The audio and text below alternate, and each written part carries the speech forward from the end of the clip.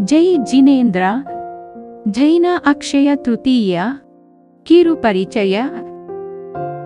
ಸುಷಮ ದುಷಮ ಕಾಲದವರೆಗೂ ನಾನಾ ತರಹದ ಕಲ್ಪವೃಕ್ಷಗಳು ಜನಗಳ ಬೇಡಿಕೆಗಳನ್ನು ಈಡೇರಿಸುತ್ತಿದ್ದವು.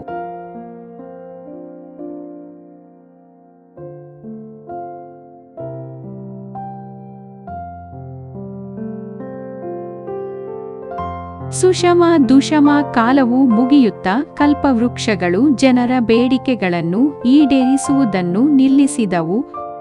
ಇದರಿಂದ ಜನರು ಚಿಂತಾಕ್ರಾಂತರಾದರು.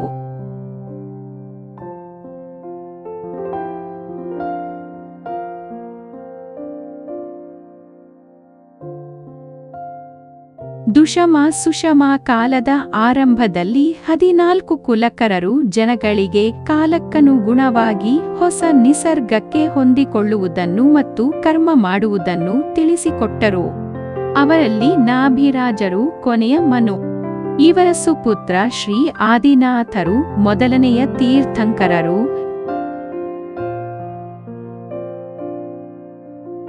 ಶ್ರೀ ಆದಿನಾಥರು ತಮ್ಮ ಮಕ್ಕಳಿಗೆ ರಾಜ್ಯಭಾರವನ್ನು ವಹಿಸಿ ಸ್ವಯಂ ಮುನಿದೀಕ್ಷೆಯನ್ನು ಕೈಕೊಂಡು ಕಾಡಿನಲ್ಲಿ 6 ತಿಂಗಳ ಕಾಲ ಧ್ಯಾನವನ್ನು ಮಾಡಿದರು.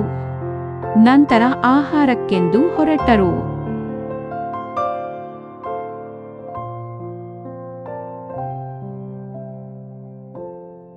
ಕೆಲವು ಜನಗಳು ಅವರನ್ನು ತಿಳಿಯದೆ ನಮಸ್ಕರಿಸಿದರು. ಕೆಲವರು ವಿಧ ವಿಧವಾದ ತಿಂಡಿಗಳನ್ನು ತಿನ್ನಲಿಕ್ಕೆ ಕೊಟ್ಟರು. ಕೆಲವರು ವಸ್ತ್ರಾಭೂಷಣಗಳನ್ನು ಕೊಡಲು ಮುಂದಾದರು. ಆದರೆ ವೃಷಭದೇವರು ಇವುವನ್ನು ಸ್ವೀಕರಿಸಲಿಲ್ಲ. ಏಕೆಂದರೆ ಆಗ ಜನಗಳಿಗೆ ಮುನಿಗಳಿಗೆ ವಿಧಿವಿಧಾನ ಪೂರ್ವಕ ಆಹಾರ ಕೊಡಬೇಕೆಂಬ ಜ್ಞಾನವಿರಲಿಲ್ಲ. ಹೀಗಾಗಿ ಶ್ರೀ ಆದಿನಾಥರು ಮತ್ತೆ 6 ತಿಂಗಳವರೆಗೆ ಉಪವಾಸವನ್ನು ಮುಂದುವರಿಸಿದರು.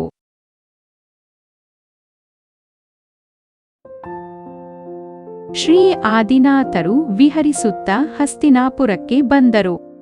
ಆಗ ಅಲ್ಲಿಯ ರಾಜ ಸೋಪ್ರಭ ಮತ್ತು ಅವನ ಸಹೋದರ ಶ್ರೇಯಾಂಸನಿಗೆ ವಿಷಯ ತಿಳಿದು ಶ್ರೀ ಆದಿನಾಥ ಮುನಿಗಳಿಗೆ ನಮಸ್ಕರಿಸಿದರು ಮತ್ತು ಸ್ವಾಗತಿಸಿದರು.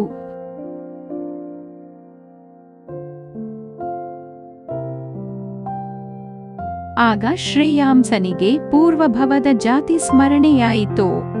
ಹೋದ ಭವದಲ್ಲಿ ಶ್ರೇಯಾಂಸನು ಶ್ರೀಮತಿ ಎಂಬ ರಾಣಿಯಾಗಿ ಅವಳ ಪತಿ ವಜ್ರಜಂಘ ಅಂದರೆ ಆದಿನಾಥರ ಹಿಂದಿನ ಜನ್ಮದ ಹೆಸರು.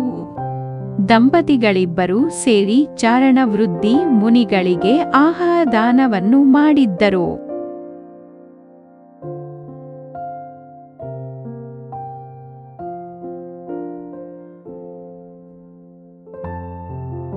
ಶ್ರೇಯಾಂಸನು ತನ್ನ ಸಹೋದರ ಸೋಪ್ರಭನೊಂದಿಗೆ ಶ್ರೀ ಆದಿನಾಥ ಮುನಿಗಳಿಗೆ ವಿಧಿಪೂರ್ವಕ ಆಹಾರದಾನವನ್ನು ಮಾಡಿದನು.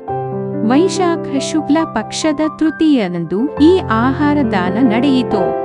ಕಬ್ಬಿನ ಹಾಲನ್ನು ಭಕ್ತಿಯಿಂದ ಆಹಾರದಾನ ಮಾಡಿದನು. ಆಹಾರದ ನಂತರ ಮಿಕ್ಕಿದ ಕಬ್ಬಿನ ಹಾಲನ್ನು ಜನಗಳಿಗೆಲ್ಲ ಕೊಟ್ಟರೂ ಖಾಲಿಯಾಗಲಿಲ್ಲ, ಅಕ್ಷಯವಾಯಿತು. ಇದನ್ನು ಕಂಡು ದೇವತೆಗಳು ಪ್ರತ್ಯಕ್ಷರಾಗಿ ರತ್ನವೃಷ್ಟಿ ಪುಷ್ಪವೃಷ್ಟಿ ಮಾಡಿದರು ಮತ್ತು ಶ್ರೀ ಆದಿನಾಥರ ಪ್ರಥಮ ಆಹಾರದಾನದ ಜಯಕಾರ ಮಾಡಿದರು. ಅಕ್ಷಯ ತೃತೀಯದ ತಪ್ಪು ಆಚರಣೆಗಳು. ಬೆಲೆ ಬಾಳುವ ಚಿನ್ನಾಭರಣಗಳನ್ನು ವಸ್ತುಗಳನ್ನು ಕೊಳ್ಳುವುದು ಮತ್ತು ಈ ದಿನ ಕೊಂಡರೆ ಅದು ಅಕ್ಷಯವಾಗುವುದೆಂದು ನಂಬುವುದು.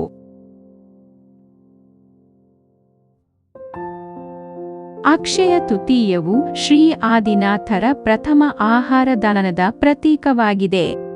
ಈ ದಿನದಂದು ಜೈನ ಧರ್ಮದಲ್ಲಿ ದಾನಕ್ಕೆ ಮಹತ್ವ ಕೊಡಲಾಗಿದೆ. ಜೈ ಜಿನೇಂದ್ರ ಮತ್ತು ಧನ್ಯವಾದಗಳು.